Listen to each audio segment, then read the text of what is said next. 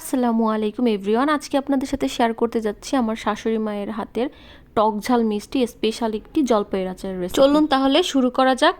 প্রথমে আমরা জলপাইগুলির ডাঁটাগুলি ফেলে দিয়ে সুন্দর করে পানি দিয়ে ধুয়ে নিব।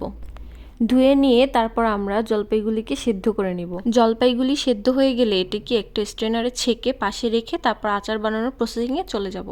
আচার বানানোর জন্য প্রথমেই একটা কড়াই গরম করে তার মধ্যে আমি পরিমাণ মতন সরিষার তেল দিয়ে নিচ্ছি।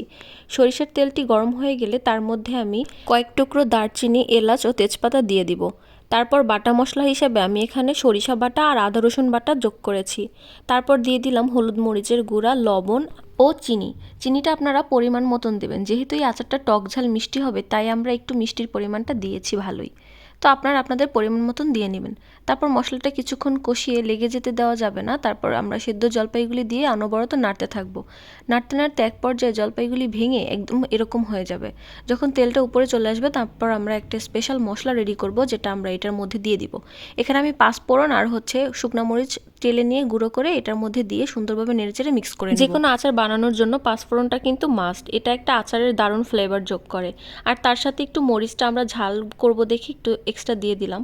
এই তো তারপর আমার আচারটা যখন হয়ে আসবে শেষে আমি ভিনেগার দিয়ে আচারটা আর একটু নেড়েচেড়ে ঠান্ডা করে বয়ামে ভরে নিব। ব্যাস হয়ে গেল আমার টক মিষ্টি ঝালের একটা দারুণ জলপাই। ভিনেগারটা অ্যাড করার কারণে আপনারা কিন্তু এই আচার 1 বছর পর্যন্ত সংরক্ষণ করে খেতে পারবেন। আপনারাও কিন্তু আমার রেসিপি ফলো করে বাসায় এরকম একটা মজাদার আচার বানিয়ে ফেলতে পারেন।